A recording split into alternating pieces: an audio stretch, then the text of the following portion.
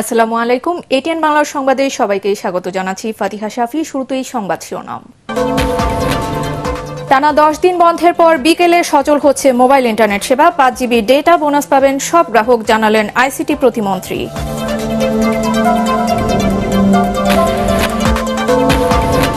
আজ, কাল ও পরশু সকাল 7টা থেকে সন্ধ্যা 6টা পর্যন্ত কারফিউ শিথিল। সরকারি বেসরকারি অফিস চলছে সকাল 9টা থেকে বিকেল 3টা পর্যন্ত।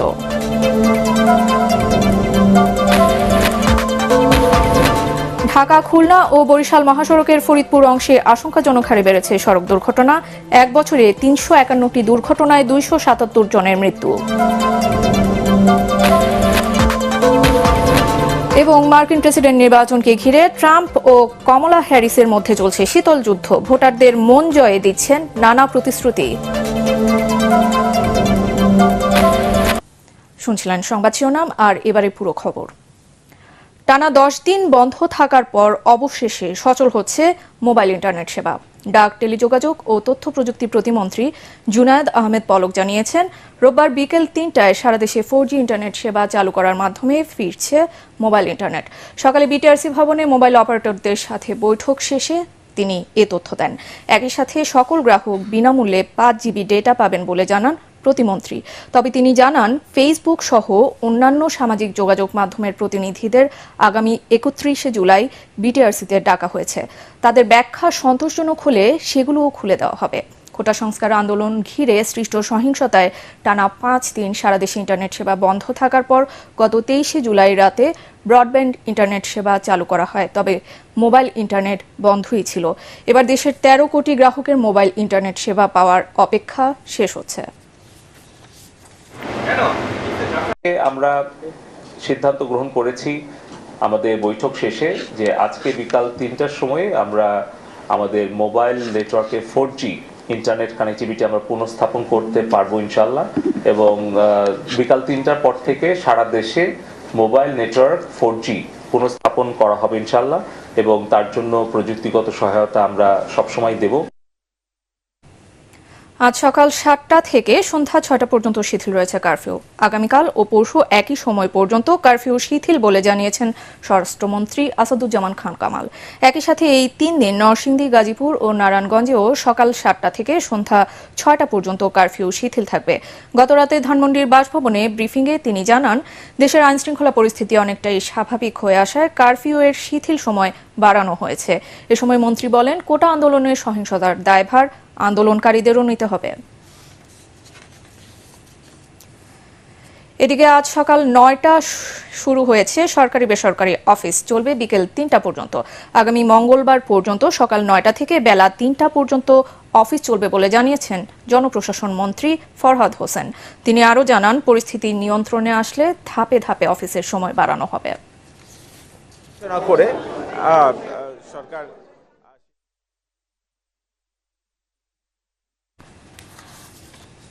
কারফিউ শিথিলের রাজধানীতে রয়েছে গণপরিবহন ও মানুষের বাড়তি চাপ। বিভিন্ন এলাকা ঘুরে দেখেছেন সহকর্মী মাহবুব কবির চপল। তার কাছ থেকে জানবো বিস্তারিত। কারফিউর মধ্যে অনেকটা স্বাভাবিক হয়ে আসছে রাজধানীর জীবনযাপন, যেহেতু সন্ধ্যা 6টা পর্যন্ত কারফিউ শিথিল করা হয়েছে, সরকারি অফিস আদালতগুলো খুলেছে, সে কারণে মানুষকে এক জায়গা থেকে অন্য জায়গায় যেতে হচ্ছে। আমরা দেখছি যে সকাল থেকে রাজধানীর বিভিন্ন জায়গায় অনেকটা যানজটের সৃষ্টি হচ্ছে। বিশেষ করে মিরপুর থেকে মতিঝিল যে রুটটি রয়েছে সেই রুটে আমরা বিভিন্ন জায়গায় যানজট দেখেছি, কারণ মেট্রো রেল বন্ধ থাকবার কারণে নিচে যানবাহনের চাপ অনেকটা বেড়েছে। এবং মেট্রো রেল কর্তৃপক্ষ যেটি জানিয়েছে যে কোটা আন্দোলনের সময় 2টি স্টেশন ক্ষতিগ্রস্ত হবার পরে সহসায় ট্রেন চলবে না, অর্থাৎ 1 সপ্তাহের মতো ট্রায়াল দেবার পরে কিন্তু ট্রেন চলাচল শুরু হতে পারে। সে কারণেই এই এলাকায় যে রাস্তাগুলো আছে সেই রাস্তাগুলোতে এক ধরনের যানজট অনেকটা বেড়ে গেছে। এর মধ্যে মানুষ যেটি বলছেন যে কারফিউ শিথিল হবার সাথে সাথে জনজীবনেও একটা স্বস্তি অনেকটা ফিরে আসতে শুরু করেছে। তবে ঢাকার অভ্যন্তরে যে যোগাযোগ ব্যবস্থা সেটি অনেকটা শিথিল হওয়ার মতো অবস্থা এলেও কিন্তু ঢাকা থেকে এখন পর্যন্ত ট্রেন ছাড়ছে না, সেটিও একটা বড় দুর্ভোগের কারণ মানুষের মধ্যে। এছাড়া দূরপাল্লার বাসও ছাড়ছে না, সে কারণেও কিন্তু মানুষের যোগাযোগের যে ব্যবস্থাটা সেটিও কিন্তু এখনো স্বাভাবিক হয়নি। অর্থাৎ ঢাকার সাথে অন্য জেলার বা ঢাকার সাথে দেশের বিভিন্ন প্রান্তের যে যোগাযোগ ব্যবস্থা সেটি কিন্তু স্বাভাবিক হয়নি। সে কারণে এক ধরনের ভোগান্তি, এক ধরনের অস্বস্তি মানুষের মধ্যে রয়েছে। এবং ঢাকার যারা বাসিন্দা তারা আসলে এখন জরুরি প্রয়োজনে বের হতে হচ্ছে, কারণ তাদেরকে বেশ কয়েকদিন ঘরে থাকতে হয়েছে। বিশেষ করে দিনমজুর খেটে খাওয়া যারা, তাদেরকে যেমন বের হতে হচ্ছে, এমনি ঢাকাতে বিভিন্ন কর্মযজ্ঞে যারা জড়িত তাদেরকেও কিন্তু বের হতে হচ্ছে। অর্থাৎ সময়ের সাথে অস্বস্তি যেটি ছিল সেটি অনেকটা কেটে যাচ্ছে, তবে কিছুটা উদ্বেগ এখনও রয়ে গেছে মানুষের মধ্যে। যে আন্দোলনটা হয়েছে সেই আন্দোলনটা সরকার যেমন নিয়ন্ত্রণে এনে দেশকে স্বাভাবিক অবস্থা নিয়েছে, পাশাপাশি যারা আন্দোলনকারী বা সমন্বয়ক যারা আছেন তারাও কিন্তু এক ধরনের আলটিমেটাম দিয়ে যাচ্ছেন যে তাদের দাবি দাওয়াগুলো রয়েছে, এবং তাদের কয়েকজন সমন্বয়কে ডিবি হেফাজতে নেওয়া হয়েছে সেটি নিয়েও তারা আলটিমেটাম দিয়েছে। সব মিলিয়ে তারা যে আবারও আন্দোলনে আলটিমেটাম দিচ্ছে সেটা নিয়ে মানুষের মধ্যে এক ধরনের উৎকণ্ঠা কাজ করছে, কারণ যে আন্দোলনের কারণে পুরো দেশ অনেকটা অচল হয়ে গিয়েছিল, সেখান থেকে যে অবস্থা ফিরে এসেছে সেটি এক ধরনের স্বস্তি নেমে এসেছে। পাশাপাশি আজকে যে ইন্টারনেট চালু হয়েছে, ফেসবুক, ইনস্টাগ্রাম বা সামাজিক যোগাযোগ মাধ্যমগুলো চালু হবার পরে নতুন কোনো উদ্বেগ বা নতুন কোনো বিশৃঙ্খলার সৃষ্টি হয় কিনা সেটি নিয়েও এক ধরনের উদ্বেগ রয়েছে মানুষের মধ্যে। সব মিলিয়ে সাধারণ মানুষ যেটি চাইছেন যে সব পক্ষের একটা শান্ত পরিবেশ বজায় রাখার স্বার্থে, অর্থাৎ সরকার যাতে, যেহেতু দেশটা একটা স্বাভাবিক অবস্থার দিকে যাচ্ছে সে কারণে এখন যে বিষয়গুলো নিয়ে অনেক সমালোচনা হচ্ছে সেগুলো যাতে করে সরকারও একটা নরম সুরে দেখেন, অর্থাৎ দেশকে তার আগের মতো চলবার ক্ষেত্রে সরকার যে ব্যবস্থাগুলো নিশ্চিত করবার দরকার সেটি যাতে তারাও পদক্ষেপ নেন। পাশাপাশি যারা আন্দোলনকারী আছেন তারাও দেশের স্বার্থে বিষয়গুলো খুব সহজভাবে নিয়ে আগের অবস্থা ফিরে আসে, সেটি বড় প্রত্যাশা। এবং সাথে সাথে প্রত্যাশা যে শিক্ষা প্রতিষ্ঠানগুলো প্রায় এক মাসের মতো একেবারে বিশ্ববিদ্যালয় পর্যায়ে পাঠদান বন্ধ রয়েছে, এইচএসসি পরীক্ষা বন্ধ রয়েছে, মাধ্যমিকের ষান্মাসিক পরীক্ষা বন্ধ রয়েছে। অর্থাৎ সব পরিস্থিতি যত স্বাভাবিক হবে এই পরীক্ষাগুলো বা স্কুল কলেজগুলো কিন্তু স্বাভাবিক অবস্থায় ফিরে পাবে, সেটি এখন মানুষের সবচেয়ে বড় প্রত্যাশা। এই ছিল আমার কাছে এখানকার সর্বশেষ পরিস্থিতি। ঢাকা খুলনা ও ঢাকা বরিশাল মহাসড়কের ফরিদপুর অংশে আশঙ্কাজনক হারে বেড়েছে সড়ক দুর্ঘটনা। গত এক বছরে এই দুটি মহাসড়কে ৩৫১টি দুর্ঘটনায় ২৭৭ জনের মৃত্যু হয়েছে। আহত হয়ে পঙ্গুত্ব বরণ করেছেন ১৫০ শতাধিক। সড়ক দুর্ঘটনার প্রধান কারণ হিসেবে অদক্ষ চালক, যানবাহনের বেপরোয়া গতি, ফিটনেসবিহীন গাড়ি এবং অবৈধ যানবাহনকেই দায়ী করছেন বিশেষজ্ঞরা। ফরিদপুর প্রতিনিধি কামরুজ্জামান সোহেলের রিপোর্ট, জানাচ্ছেন জাহিদুল আলম। পদ্মা সেতুর কারণে ফরিদপুরের উপর দিয়ে ঢাকা খুলনা ও ঢাকা বরিশাল মহাসড়ক দিয়ে যান চলাচল বেড়েছে বহুগুণে, সেই সাথে পাল্লা দিয়ে বেড়েছে সড়ক দুর্ঘটনাও। গত বছরের জুলাই থেকে চলতি বছর জুন পর্যন্ত এই মহাসড়ক দুটিতে ৩৫১টি সড়ক দুর্ঘটনা হয়েছে। এসব দুর্ঘটনায় প্রাণ ঝরেছে ২৭৭ জনের, আহত হয়েছে ৫৫০-রও বেশি। ওভার স্পিড, ফিটনেসবিহীন গাড়ি এবং চালকের অদক্ষতার কারণেই বর্তমান মহাসড়কে দুর্ঘটনার শিকার বেশি হচ্ছে। আমাদের পথচারীদের জন্য আসলে সার্ভিস লেন নাই, যার কারণে পথচারীরা সরাসরি চলতে পারছে না। অ্যাক্সিডেন্ট যাতে কম ঘটে তার জন্য প্রশাসন যারা দায়িত্ব আছে তাদেরকে নির্দেশ ক্রমে বললে ভালো হয়। মহাসড়কে অবৈধ থ্রি হুইলার সহ ৩ চাকার যান চলাচল ও অদক্ষ চালকদের কারণে সড়ক দুর্ঘটনা বাড়ছে বলে মনে করেন চালকরা। এই অবৈধ নসিমন, করিমন, আলম সাধু, আপনার অটো, মাহিন্দ্র, আবার মোটর সাইকেলগুলোও যেভাবে এরা চলাচল করতেছে তাতে কোনো রকমের দুর্ঘটনা রোধ করা সম্ভব না। সরকার মহোদয় যদি আমাদের প্রত্যেক জেলায় জেলায় পেশাদারিত্ব চালক তৈরি করে, গাড়ি চালানো তো পারেই, কিন্তু পেশাদারিত্ব তৈরি করতে হবে। হাইওয়ে পুলিশ জানায় গত এক বছরের সড়ক দুর্ঘটনা সহ বিভিন্ন কারণে মামলা হয়েছে ২১,৩৮৯টি, যেখানে জরিমানা আদায় করা হয়েছে ৭,১৫,৩৭,০০০ টাকারও বেশি। রাস্তায় রাস্তায় লিফলেট বিতরণ, বিভিন্ন জায়গায় সভা সেমিনার করা সহ বিভিন্ন কার্যক্রম গ্রহণ করেছি। এরই মাধ্যমে আমরা মানুষকে সচেতন করার পাশাপাশি আইন প্রয়োগে আরও কঠোরতা অবলম্বন করে সড়কে শৃঙ্খলা ফিরিয়ে আনবো এই আশা ব্যক্ত করছি। শুধু আশ্বাস নয়, মহাসড়কে দুর্ঘটনা কমাতে সংশ্লিষ্ট কর্তৃপক্ষ কার্যকর পদক্ষেপ নিলেই কমতে পারে মৃত্যুর মিছিল, এমনটি মনে করছে ফরিদপুরবাসী। Bureau report, ATN Bangla. যুক্তরাষ্ট্রের আসছে প্রেসিডেন্ট নির্বাচনকে ঘিরে ডোনাল্ড ট্রাম্প ও কমলা হ্যারিসের মধ্যে যেন শুরু হয়েছে শীতল যুদ্ধ। নির্বাচন ও মধ্যপ্রাচ্য ইস্যুতে পাল্টাপাল্টি মন্তব্য জমে উঠেছে তাদের কথার লড়াই, সেই সঙ্গে ছুটছে প্রতিশ্রুতির ফুলঝুরি। তবে ট্রাম্প নেতানিয়াহুর পুরনো ঘনিষ্ঠতার মধ্যে কমলার বদলানো সুর ভোটারদের কতটা কাছে টানবে তার উপর নির্ভর করছে মার্কিন প্রেসিডেন্ট নির্বাচনের ভাগ্য। আরও জানাচ্ছেন শরীফুল ইসলাম। গাজায় ইসরায়েলি হামলার পর থেকে উত্তপ্ত মধ্যপ্রাচ্য পরিস্থিতি, যে কোনো সময় তা রূপ নিতে পারে আঞ্চলিক সংঘাতে। গাজায় যুদ্ধবন্ধে ব্যর্থ বর্তমান মার্কিন প্রেসিডেন্ট জো বাইডেন, তাই মধ্যপ্রাচ্যকে শান্ত করতে ভোটারদের নানা প্রতিশ্রুতি দিচ্ছেন রিপাবলিকান প্রার্থী ডোনাল্ড ট্রাম্প। গাজা ইস্যুতে সুর বদলেছেন তার প্রতিপক্ষ কমলা হ্যারিসও। একে অপরকে সমালোচনা করে বক্তব্যও দিচ্ছেন এই দুই প্রেসিডেন্ট প্রার্থী। ক্ষমতায় গেলে মধ্যপ্রাচ্যে শান্তি আনার সর্বোচ্চ চেষ্টা করব। বিভিন্ন কলেজে ছড়ানো ইহুদি বিদ্বেষের বিরুদ্ধেও লড়াই করব। Let us all condemn terrorism and violence. নেতানিয়াহুর সাথে গঠনমূলক আলোচনা করেছি। ইসরায়েল যেমন নিজেদের রক্ষা করবে, তেমনি গাজার নিরীহ মানুষকেও বাঁচতে দিতে হবে। এদিকে বিভিন্ন জনমত জরিপে ট্রাম্পকে টক্কর দিচ্ছেন কমলা। জনপ্রিয়তায় ছাড়িয়ে যাচ্ছেন ট্রাম্পকে, জানিয়ে উদ্বিগ্ন মার্কিন এই ধনকুবের। তাই কমলাকে নিয়ে বিষোদ্গার করতেও ছাড়ছেন না তিনি। কমলা একজন ইহুদি বিদ্বেষী এবং অযোগ্য। তিনি ইতিহাসের সবচেয়ে অকার্যকর ভাইস প্রেসিডেন্ট। কিভাবে একজন ইহুদি ব্যক্তি ডেমোক্রেটকে ভোট দেয়? তবে ট্রাম্পের বেশিরভাগ অভিযোগের সঙ্গেই বাস্তবতার মিল নেই, কারণ কমলার স্বামী একজন ইহুদি। ট্রাম্পের সকল অভিযোগ উড়িয়ে দেন মার্কিন এই ভাইস প্রেসিডেন্ট। আমি ট্রাম্পের সাথে বিতর্ক করতে প্রস্তুত। সামনাসামনি তার সব অভিযোগের জবাব দিব। আশা করি ভোটাররা আমাদের বিভক্তি দেখতে পারবে। 2020 সালে মার্কিন প্রেসিডেন্ট নির্বাচনের মনোনয়ন দৌড়ে নেমে ব্যর্থ হন ক্যালিফোর্নিয়ার সাবেক সিনেটর কমলা হ্যারিস। তবে বাইডেন সরে দাঁড়ানোই এবার প্রায় নিশ্চিত তার প্রার্থী হওয়া।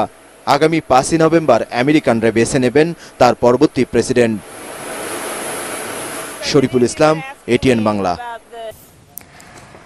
সাম্প্রতিক সহিংসতায় দেশের বিভিন্ন স্থানে নিহত 34 জনের পরিবারকে চেক তুলে দিয়েছেন প্রধানমন্ত্রী শেখ হাসিনা। গণভবনে নিহতদের পরিবারের সঙ্গে সাক্ষাৎ করতে আসলে এই চেক তুলে দেন তিনি। এ সময় নিহত স্বজনদের সঙ্গে কথা বলেন ও তাদের খোঁজ খবর নেন।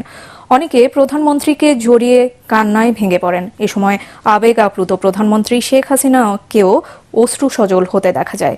এ সময় প্রধানমন্ত্রী বলেন,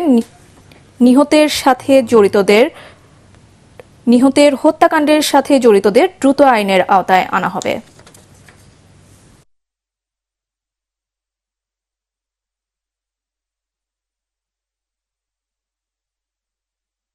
আমি আপনাদের মতনই একজন বাবা মা ভাই হারানো সেই এতিম, কাজে আপনাদের কষ্ট আমি বুঝি। আমি আছি আপনাদের জন্য, আপনাদের পাশে। আর আমার চেষ্টা থাকবে যারা এই খুনের সঙ্গে জড়িত খুঁজে খুঁজে বের করে তারা অবশ্যই যেন শাস্তি পায়, সেটাই আমার প্রচেষ্টা থাকবে। সেটাই আমি করবো। আপনাদেরও সাহায্য চাই, কারণ আপনাদের কাছে সাহায্য, যদি আপনারা কিছু জানেন জেনে আমাদের জানাবেন। কারণ এইভাবে বারবার বাংলাদেশটাকে নিয়ে খেলা, এটা আর হতে দেওয়া যায় না। সাভারে মৎস্য ও প্রাণী সম্পদ অধিদপ্তরের কার্যালয়ে ব্যাপক ভাঙচুর ও লুটপাট করা হয়েছে বলে জানিয়েছেন মৎস্য ও প্রাণী সম্পদ মন্ত্রী আব্দুর রহমান। সচিবালয়ের সংবাদ সম্মেলনে তিনি জানান, দুর্বৃত্তরা মোবাইল ভেটেরিনারি ক্লিনিক ধ্বংস করেছে ও কর্মকর্তাদের উপর হামলা করেছে। এছাড়া রংপুরে ভাঙচুর করেছে প্রাণী সম্পদ অধিদপ্তরের কার্যালয়। মৎস্য ও প্রাণী সম্পদ খাতে প্রায় 5 কোটি টাকার ক্ষয়ক্ষতি হয়েছে বলে জানান তিনি। সাম্প্রতিক সহিংসতায় প্রতিটি হতাহতের ঘটনার তদন্ত করে ব্যবস্থা নেওয়া হবে বলেও জানান মন্ত্রী।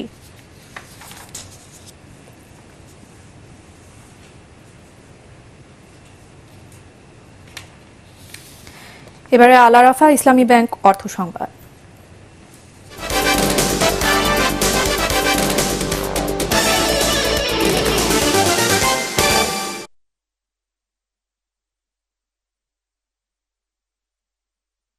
সহ চলমান পরিস্থিতিতে স্থবিরতা বিরাজ করছে ব্রাহ্মণবাড়িয়ার আখাউড়া স্থলবন্দরে। দেশের রপ্তানিমুখী এই বন্দর দিয়ে ভারতে পণ্য রপ্তানি নেমেছে অর্ধেকে।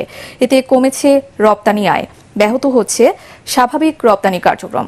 ব্রাহ্মণবাড়িয়া প্রতিনিধি ইসহাক সুমনের পাঠানো রিপোর্ট জানাচ্ছেন তামান্না জেনিফার।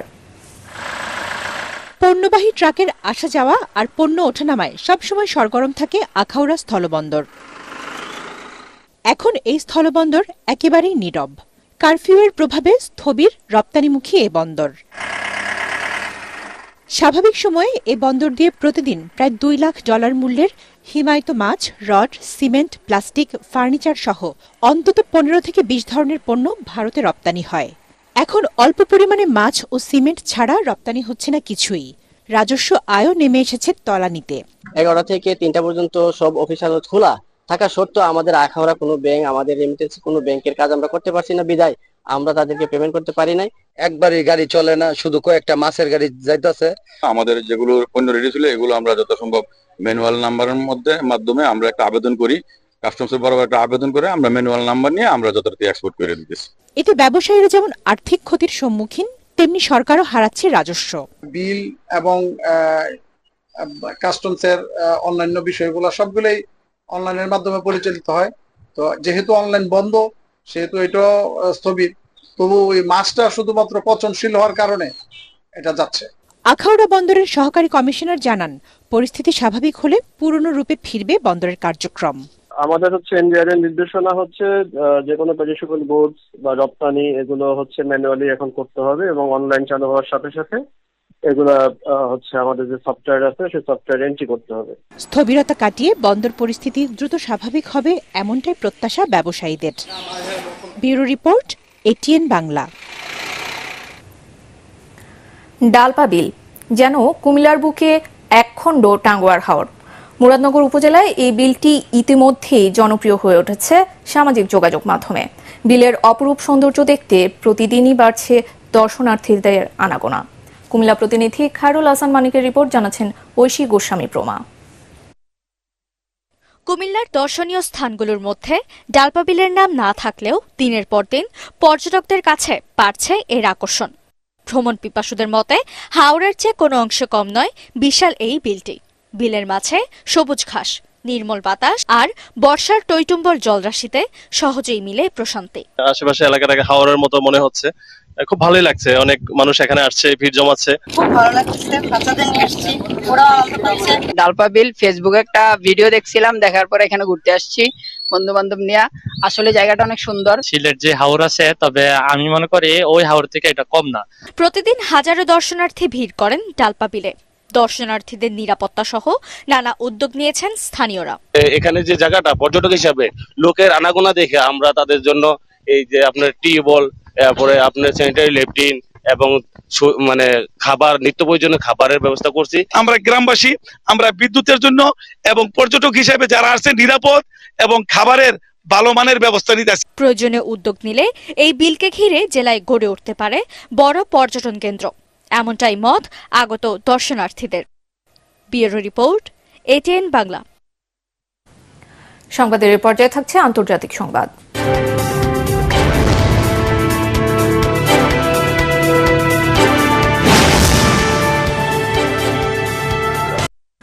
পাকিস্তানের সাবেক প্রধানমন্ত্রী ইমরান খান ও তার স্ত্রী বুশরা বিবির মুক্তির দাবিতে খাইবার পাখতুনখাওয়ায় মিছিল ও সমাবেশ করেছে পাকিস্তান তেহরিক-ই ইনসাফ পিটিআই।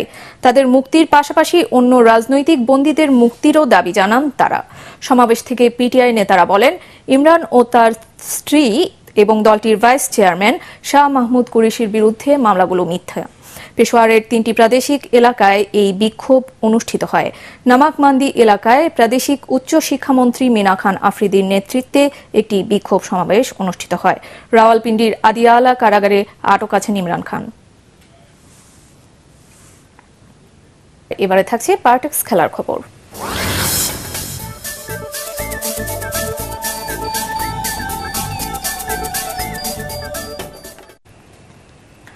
তিনটি স্বর্ণসহ 5 পদক নিয়ে প্যারিস অলিম্পিক গেমসে টেবিলের শীর্ষে আছে অস্ট্রেলিয়া। মেয়েদের দলীয় 4 গুণিতক 100 মিটার ফ্রি স্টাইল রিলে সাঁতারে অলিম্পিক রেকর্ড করে স্বর্ণ জিতেছে অস্ট্রেলিয়ান মেয়েরা। এই ইভেন্টে যুক্তরাষ্ট্র রূপা আর ব্রোঞ্জ জিতেছে চীন। এছাড়া ছেলেদের 400 মিটার ফ্রি স্টাইলে স্বর্ণ জিতেছে জার্মানি। আর পুরুষদের ব্যক্তিগত সাবরেভ ফেন্সিংয়ে প্রথম হয়েছেন দক্ষিণ কোরিয়ার ও সাংগুক। গেমসে এখন পর্যন্ত 2টি স্বর্ণ নিয়ে 2-এ আছেন চীন, আর 1 স্বর্ণসহ 5 পদক নিয়ে তালিকার 3-এ যুক্তরাষ্ট্র।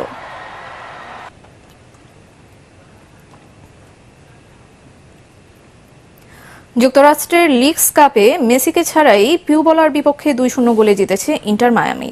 ফ্লোরিডার চেজ স্টেডিয়ামে বল দখল আর আক্রমণে শুরু থেকেই এগিয়ে ছিল বর্তমান চ্যাম্পিয়নরা। খেলার 9 মিনিটে রোহার গোলে এগিয়ে যায় তারা। 16 মিনিটে গ্রেসেলের শট পোস্টে লাগলে ব্যবধান বাড়াতে পারেনি টাটা মার্টিনোর দল। প্রথমার্ধের মতো দ্বিতীয়ার্ধেও মেক্সিকান প্রতিপক্ষকে চাপে রাখে মায়ামি। তার এই ধারাবাহিকতায় 72 মিনিটে লুইস সুয়ারেজ দলের হয়ে দ্বিতীয় গোলটি করেন।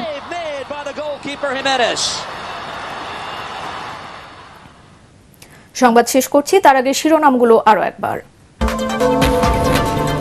টানা 10 দিন বন্ধের পর বিকেলে সচল হচ্ছে মোবাইল ইন্টারনেট সেবা। 5 জিবি ডেটা বোনাস পাবেন সব গ্রাহক, জানালেন আইসিটি প্রতিমন্ত্রী।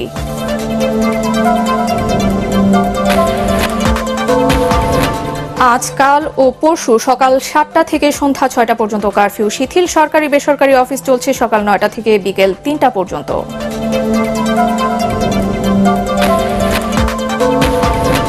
ঢাকা, খুলনা ও বরিশাল মহাসড়কের ফরিদপুর অংশে আশঙ্কাজনক হারে বেড়েছে সড়ক দুর্ঘটনা। 1 বছরে 351টি দুর্ঘটনায় 277 জনের মৃত্যু। এবং মার্কিন প্রেসিডেন্ট নির্বাচনকে ঘিরে ট্রাম্প ও কমলা হ্যারিসের মধ্যে চলছে শীতল যুদ্ধ। ভোটারদের মন জয়ে দিচ্ছেন নানা প্রতিশ্রুতি। পরবর্তী সংবাদ দেখার আমন্ত্রণ জানিয়ে এখনকার মতো শেষ করছি। এটিএন বাংলা সংবাদ ইউটিউবে দেখতে ব্রাউজ করুন, youtube/ATN Bangla News। ধন্যবাদ।